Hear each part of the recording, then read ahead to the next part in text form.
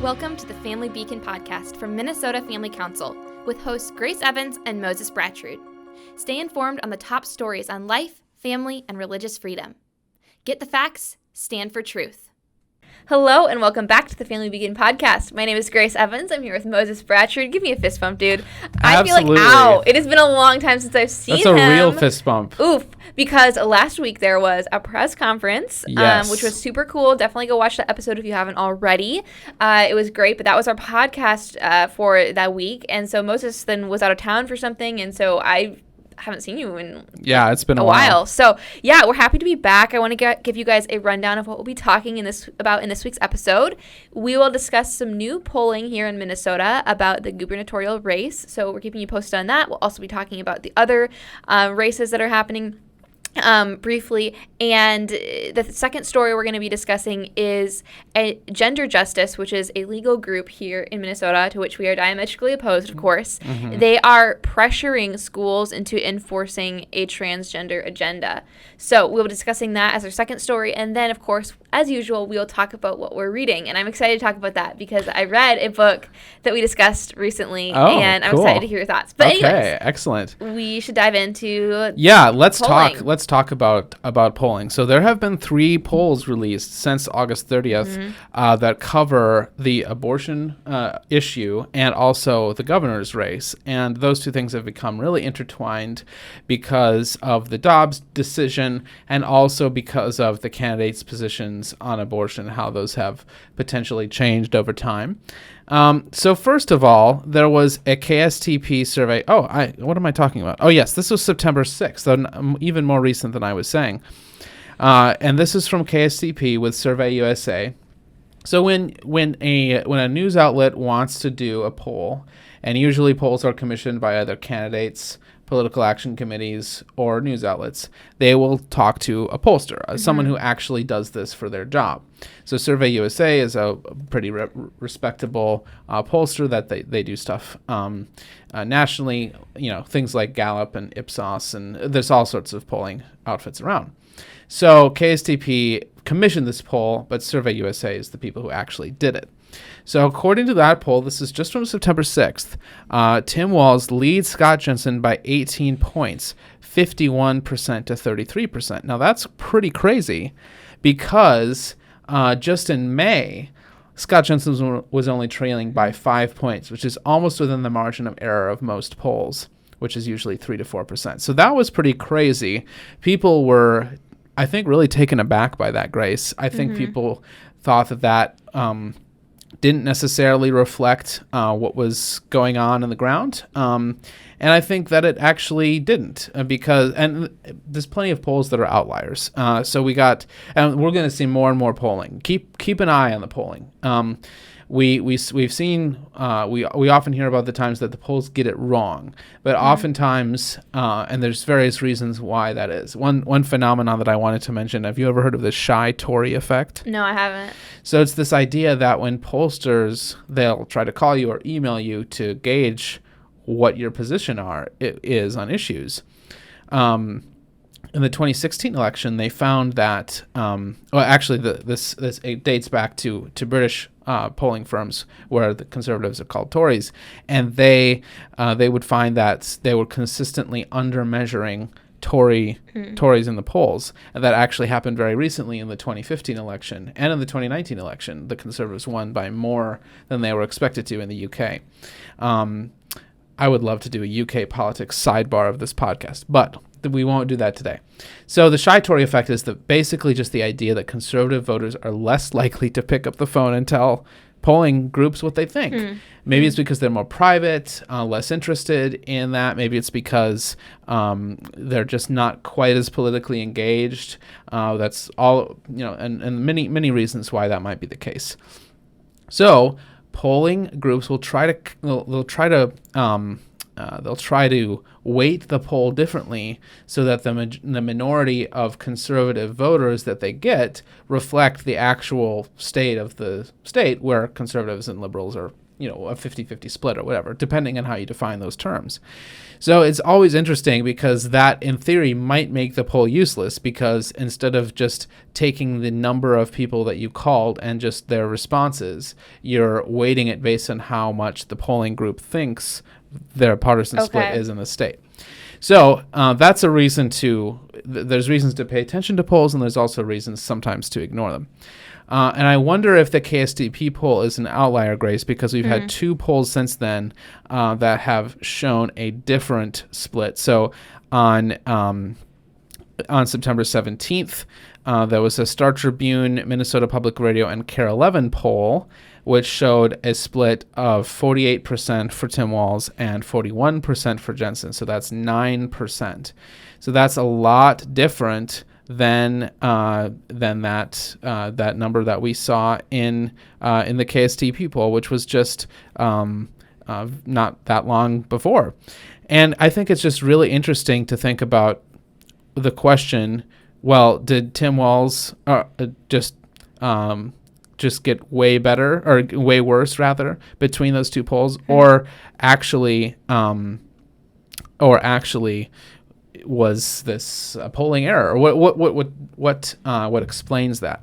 And then we have another poll to put into this that again is going to suggest that this is a closer race for Scott Jensen and Tim Walz than many people are saying. And now, why is that important? Well, because when we look at what our goal is, for there to be a revolution for life, for families, and for religious freedom in our state, we don't endorse particular candidates. But when we see candidates doing well or poorly, that's an indication of how well pro-life candidates up and down the ticket are going to do in November. So then we look at this third poll, and this is commissioned by our friends at Alpha News with another polling group called the Trafalgar Group. And this is a very well-respected pollster, and they are saying 47.7% for Walz to 45% for Jensen. That is not even 3%, distance, and it's actually within the poll's margin of error. So that's with 5% undecided. And that's interesting because the other polls, the Star Tribune poll and the KSTP poll, both had over 10% undecided. So if this is accurate, Grace, it could suggest that some of these undecided voters are going to swing to Jensen when they finally make up their minds. And this is at the time, of course, when people who haven't been paying super close attention to this race. Oh. Yeah. Actually, this is so embarrassing. I was in class. Maybe I shouldn't out this person. I won't say the name. I was in class and we were talking about like good messaging, bad messaging. I don't know why, because I'm not a communications major, but I was like, I brought up something of an example of bad messaging from one of the campaigns that's going on right now. And my prof was like, I have no idea who that is. And I was like, that's a candidate for a very important office. And he was like, that's not someone in my district. I was like, this is someone that you should know. It was pretty embarrassing, actually.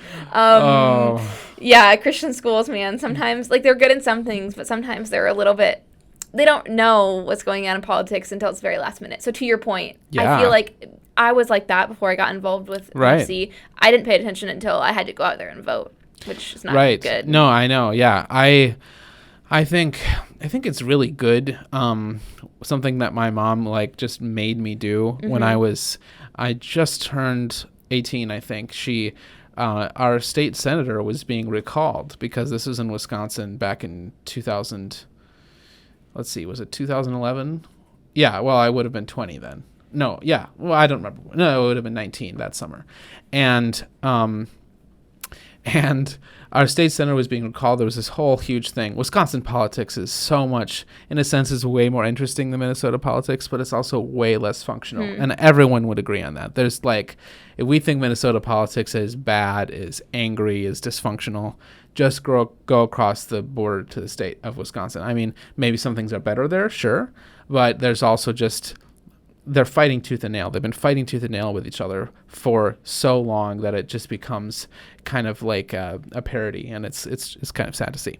Anyway, I'm sorry I'm getting off topic here. No, I'm really glad though that you are paying attention to these polls and you're very well versed in elections, because it's easy for me to kind of tune it out. Like, I know who's running and I care about who's running, but when it comes down to the nitty gritty, like, oh, who's polling here and who's polling there, I pay attention to that with the presidential election, but honestly, I just don't pay attention to the polls. So I'm really glad that you're into that, because we make a good team, a good duo, you know? Yeah, no, and I agree. Not everyone needs to be, obsessed with polling, but, people should know that political consultants and people who are trying to have one candidate or the other win, they pay very close attention to these things. Yeah, oh, definitely. And so if you're interested in how things are going to turn out, polling is a great place to start.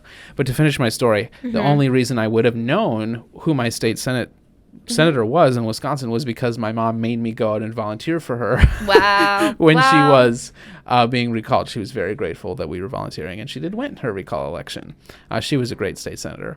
And Moses has a face for that, The face for volunteering?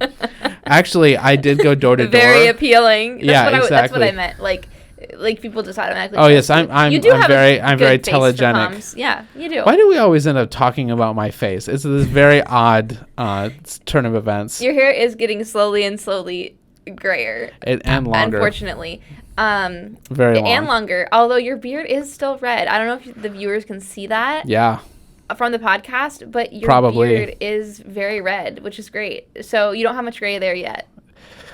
Thank you. I don't know why we're discussing this, but I should tell you, Grace, that Anselm's hair is very reddish. Anselm is his son, you guys. Yeah, very Anselm's sweet. hair is getting very reddish. It's so cute. Wish I had red hair, and I'm also waiting to have my first gray hair because I'm only 21, but my dad apparently got his first gray hair in high school. Wow. Then again, he's absolutely white, and he's I met your dad 44. when he was I met your dad when he was basically 40, and he was already completely gray. Wait, how many years have you worked here? I forget. 3? I worked here 1922, 3.5 years, and I've known your dad since January 2018. I need to update my LinkedIn because I think I have it on there that I've been working here for 3.5 years, but I know I've been here longer than you, so I need to change that.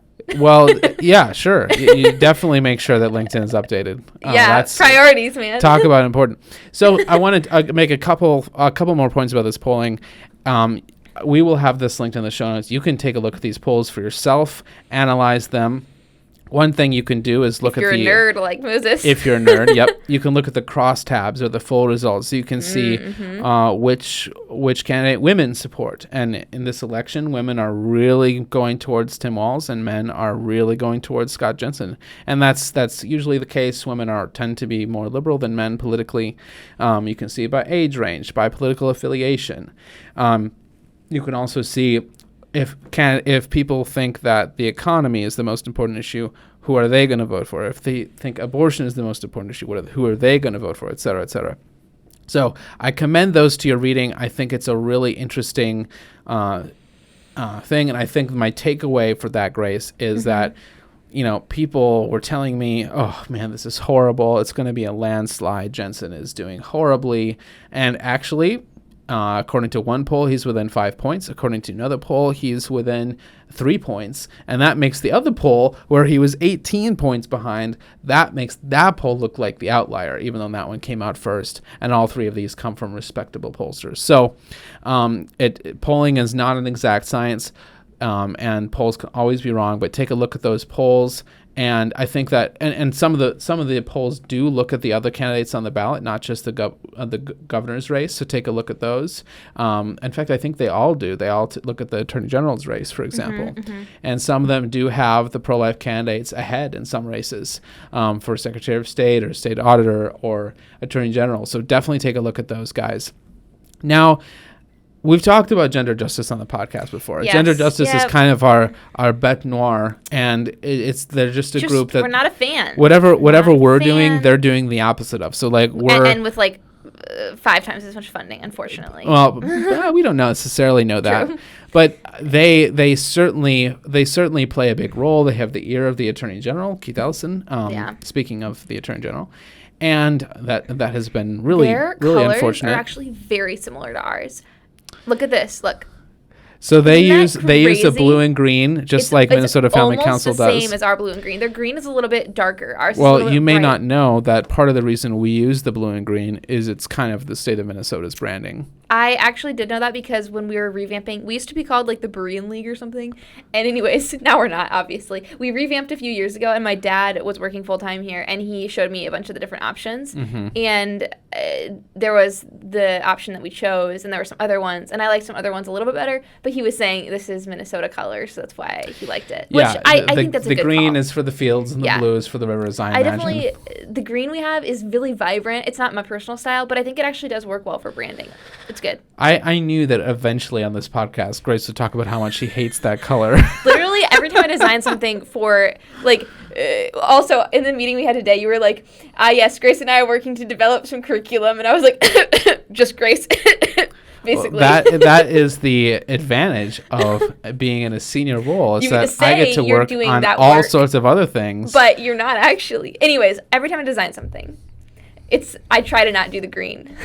I try to do like a little bit because it's a good accent, but it's just so vibrant. Okay. You know what? People don't care about our polling color, about our colors. I want to talk, Grace, though, about gender justice because, I think that what I wanted to say is that I think that they're always doing the opposite of what we are. So like we're talking about parents' rights. We're talking about making sure parents are in charge of when sensitive content is being taught to their kids. And we talk about God's design. God's design for your body, God's design for marriage. Gender justice wants to do the opposite of that. And they're like, oh, well, actually, I have something to say about this.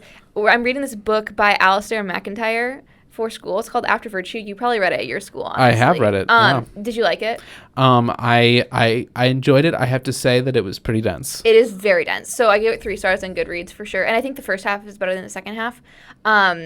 But he talks about that book. He talks about the rise of what he calls emotivism.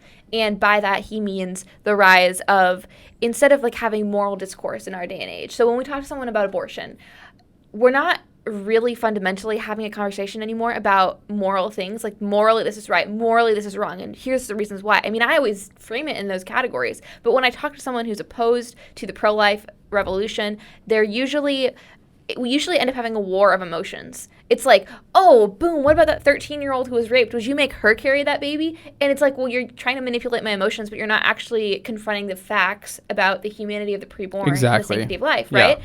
And so he talks about the rise of emotivism as being like one of the main problems of our culture and why our current ethical discourse is doomed to failure. And so I'm bringing that up. Sorry if that was heady. I'm bringing that up because I think it ties into gender justice too, because it's really that a rise of emotivism, that rise of emotion triumphs above all else. And I mean, Carl Trueman talks about that in his book, Rise and Triumph of the Modern Self, which we highly recommend.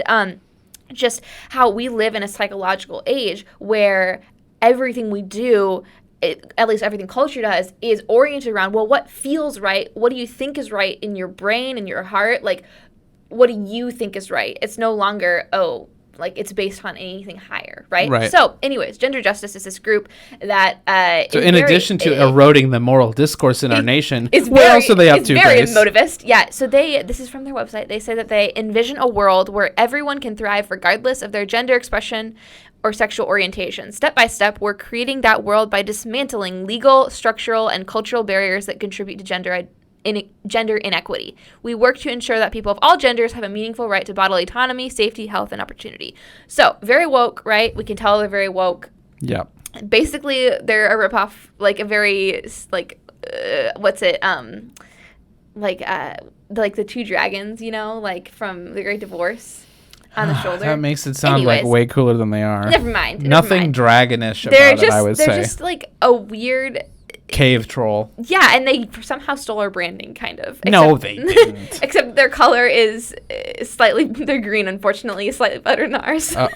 Anyways, okay, so let me get to the Grace story, is going to go work for them because they have a better green on their website. Heaven forbid. I would never work for this company. So, okay, this organization, this headline is run by Alpha News, our friends at Alpha News.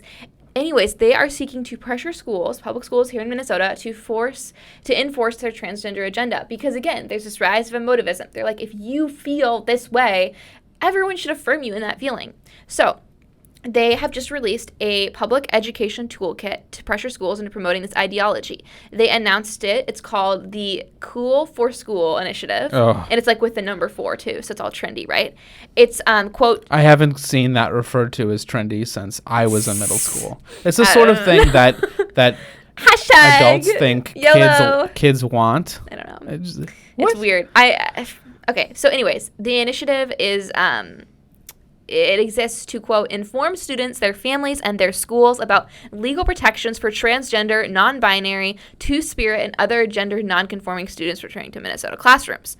They say that many students will have changed over the summer. For some, it's the first time they'll return to school with a new name, pronouns, and gender identity. I found that was interesting because, first of all, that's not good. Like they're basically saying this as if it's a good thing. It's not a good thing when kids think that they can't live in the body that God gave them with the identity that God gave them. And also, I actually wonder that I doubt that much of this happens over the summer. Right. Because I think so much of it, as we've discussed, is really because of peers, maybe even because of GLSEN and other groups that come into schools and promote LGBT lifestyles, etc. But continue. I was going to say, like, there's just a false dichotomy in this statement because they say this is what's changed over the summer, their pronouns, their identity, their name, blah, blah, blah. But then they say what has not changed is that schools' legal obligations to respect and support them and protections for transgender students are stronger than ever. And here's the false dichotomy. It's like here they're kind of like pushing on the reader that, okay, well, if you as a person, as a reader, don't support all of this stuff, if you don't support believing that a 12-year-old girl who thinks she's a boy should be able to legally transition and mutilate her body, have her body mutilated, then you do not respect or support that child. That's what the statement is saying. Right. And it's manipulating your emotions, right? And so that's really tragic. And as we know, what is respectful and supportive is not for us to support something that's actually going to hurt them. Yeah. It's like supporting an anorexic child and being like, yeah, sure, like you are fat. That's right. That's what these schools are doing. Yep. And so the False Academy don't like that. But I want to share a little bit more about this initiative so you can see how twisted it is. They, as part of this initiative, Moses, they are encouraging students and families to spread the word on social media and sign a pledge supporting trans youth. So virtue signaling, blah, blah, blah, virtue signaling, right? And the pledge claims that nationwide efforts to remove sexually graphic LGBT books from school libraries and ban biological males from competing in girls' sports are, quote, hateful attacks.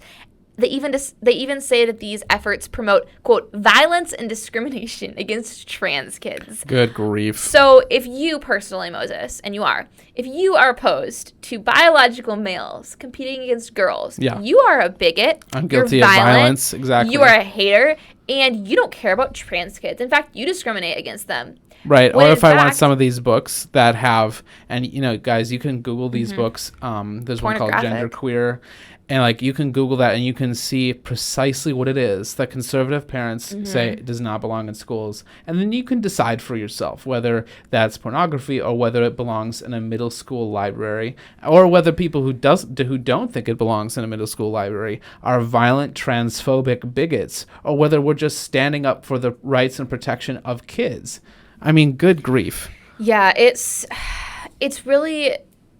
It really is unfortunate because, honestly, it's pretty tragic if you think about it, because you and I stand for, we believe that every woman and girl deserves to compete on a fair and level playing field. And that shouldn't be up for debate. And somehow it's up for debate. And if you and I say, well, only girls should be able to play on that playing field because that's what's fair, suddenly that is violent. Right. Violent. Okay, interesting. This is from their statement. They say, every child should know they are loved, safe, and supported as their authentic selves. Now more than ever, we must speak up and show up for the rights and lives of trans youth. And again, the false dichotomy. And the emotive language. Yes, exactly. So the emotive language here of like their authentic selves. Yeah. But then there's the false dichotomy of, okay, if you don't support trans people, if you don't support this false idea that a woman can be a man, then you don't support trans people living. That's what the statement is saying. You're right. Which is ridiculous, right? Because we never advocate for anything like that, right? Like we respect them as a person. Anything dehumanizing, right? Anything we want disrespectful, them to live, anything violent as absolutely and verboten, completely. Right. And we think that they should be treated with respect and love and care and compassion, and that's why actually we don't want them to be transitioning. Right? And so it's just this is language ridden with false dichotomies, ridden with emotivism, right? Can I just say, if you happen to have found this podcast and you are like, why are these people thinking that it's bad to transition? Read Abigail Shrier's book. Schreier, thank you. The name of which is Irreversible Damage. So good. One of my friends was texting me about it the other day, actually, because she met a teacher who is unfortunately in Pennsylvania dealing with some of this in the schools. A teacher is unfortunately in Pennsylvania. I mean, cringe. That's whole state. Okay. Anyways, Pennsylvania is actually gorgeous. There's really cute towns. But anyways, she was asking me about the book. She knew that I had read it, and it is very good. So we'll have that linked in the show notes, and our producer will put it up on the screen. So yeah, go ahead and read that book. Definitely. This toolkit, the Too Cool for School, or Cool for School, sorry, not Too Cool for School. I'm getting a little ahead of myself. Anyways, this toolkit also claims that Minnesota state law compels schools to allow transgender children to compete in sports and use locker rooms and restrooms that align with their gender identity, which, Moses, you and I know that this is so unsafe for kids, right? Yeah. For girls. Like, that is insanely unsafe if you're going to let a biological male use a locker room of a girl, of a biological girl, right? That's so unsafe. That's just sexual harassment. You can look up the cases of things where this has taken place in Virginia, in Loudoun County. That was a really insane case. Yeah. Where a transgender identified student assaulted not one girl but two girls at two separate schools, and it's just like horrifying to see this, and it's just like within bathrooms, and it's just like, yeah, it just like we want to keep kids safe. It really is about that. We're not trying to hurt anyone or discriminate against anyone or be bigoted towards anyone. We want just what's best for them, and what's best for them is not to listen to a lie. Yes. About their bodies that isn't true, right? And so this pledge, it does so many terrible things. Another terrible thing it does is it criticizes efforts to require teachers and administrators at the schools to inform parents if their child comes out as trans. Oh my gosh. So isn't that just so terrible? Yeah. If I was a parent and I had a kid and it was not allowed for the school to tell me, what? I have the best interest of my child. Definitely. The situation, Grace, is when, if you have a pride flag on your car, if you're not required and your kid, yeah, that's what I meant. Sorry. Yeah, they're gonna tell you if your kid is trans if they think you're going to agree with that. Yeah, so they get to make that decision. Yeah. Right. And that's what's really dramatic. And I even saw this story maybe a month ago about this school that was having makeup and girls' clothes at the school for this young boy, so he could change when he got there. Oh, isn't that disgusting? Yeah. I've heard of that happening at various schools. It's okay, the state and the school do not love my child more than I love my child, and I'm sure you can speak to that as a parent. Right. You have the best interest of your child at heart, absolutely. Yeah. This statement reads that when students are referred to by the wrong pronoun by peers or school staff, students may feel intimidated, threatened, harassed, or bullied. School staff should create a more respectful environment for all students when efforts are made to correct the misuse of pronouns as well as their names and student records, which kind of honestly makes me think about that man from Ireland that we talked about 2 podcast episodes ago. Yeah. Enoch Burke. Yeah, Enoch Burke. Hey, you have a really good memory. Good job. So, yes, the Gender Justice Executive Director, Ms. Peterson, she threatened legal action, Moses. Legal action if schools fail to abide by these expectations. She says, this is her closing statement. She says, with increased attacks and disinformation on transgender students and athletes. Oh, attacks on transgender athletes? How about attacks on girls, right? Yeah, exactly. Yeah. What have they What about all the girls that Leah Thomas forced off the podium? Yeah, exactly.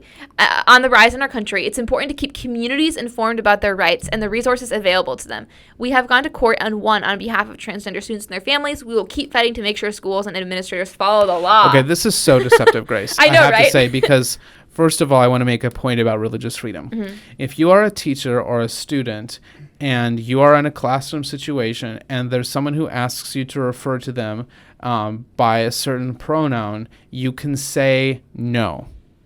There is, as far as I'm aware, no state or federal law that would, certainly there's no state or federal law that would require you to go against your deeply held religious beliefs and say that a woman is a man or a man is a woman or vice versa. It isn't a situation like in Ireland where you can be arrested for that, although that's not precisely what he was arrested for, as we discussed.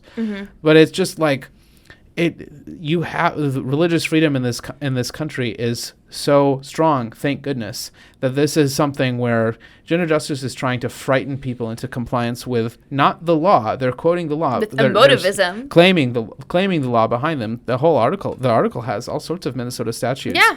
And yeah, there are anti-discrimination laws in place, but that does not mean that you do not have full religious freedom still in the state. And so I just want to make that point so that people don't feel beaten down by this. Don't have fear, like have confidence in your position, and even if it was the case that they could sue you, which they can't, even if it was, we would have great confidence, great faith, and we wouldn't be afraid, right? So I just wanted to keep you guys updated on that, because as you know, Moses and I we are passionate about telling you the top stories here in Minnesota on life, family, religious freedom, just because if you don't know the facts, then it's impossible to stand for truth, right? You need to be informed so that you can go out into the world and stand for the things that really matter. So, can I say, one thing or two things that we want to put on you guys' plate is that, one, our voter guide is coming very soon. In fact, I hope next week we can devote our episode to talking about the voter guide, talking about how you can get it, talking about how you can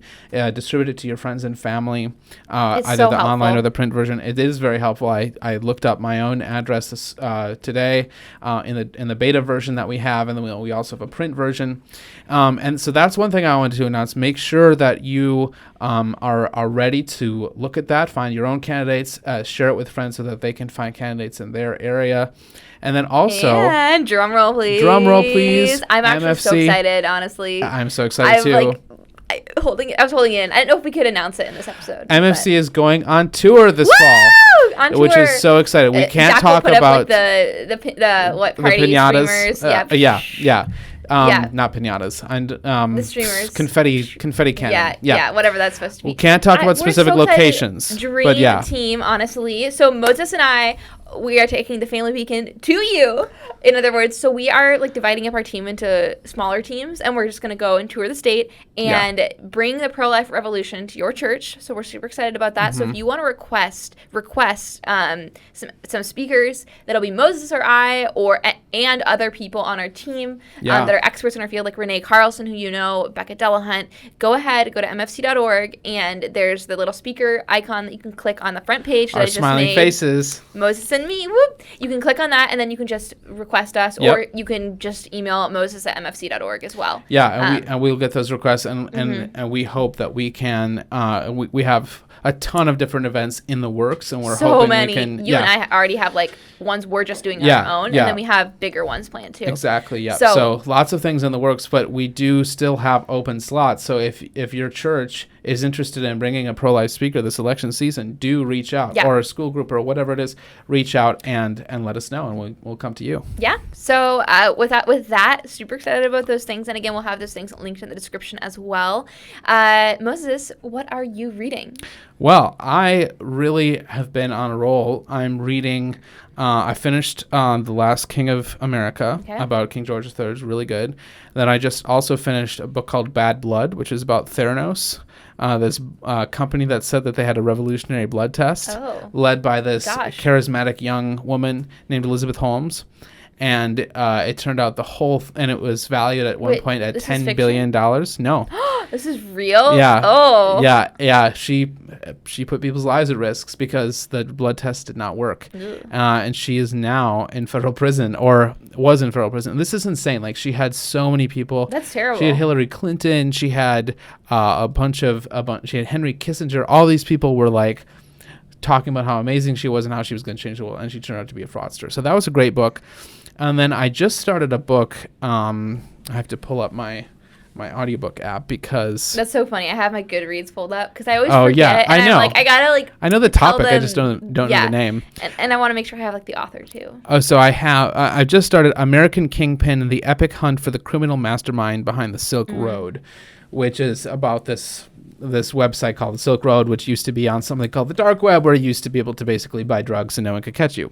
So that should be a really exciting story.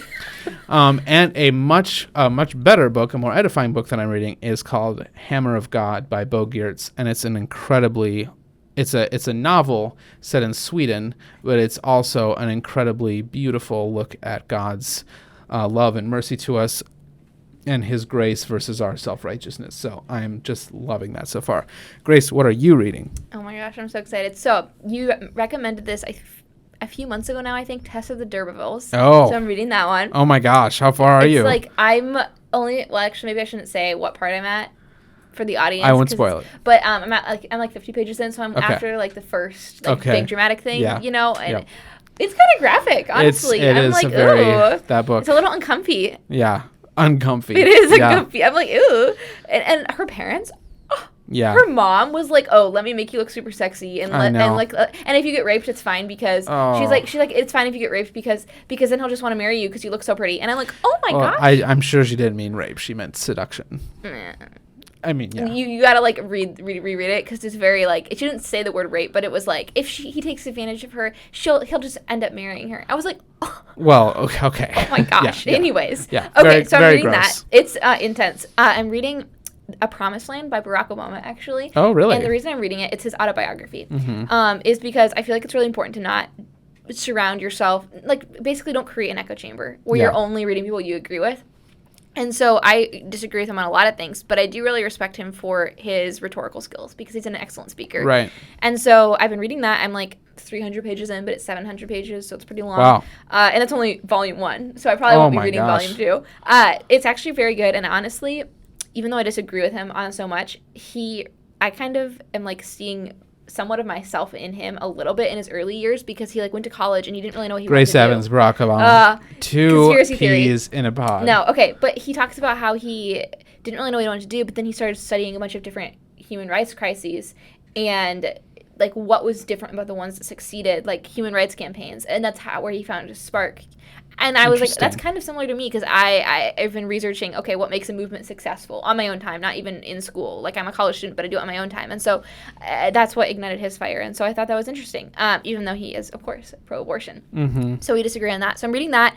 And then I read, because of your recommendation, I started the Cormoran Strike series. Oh, my gosh. Yeah, yes. I did. So I read the first one. And Moses, I have to say, I left a very long review that I want you to read later. Okay.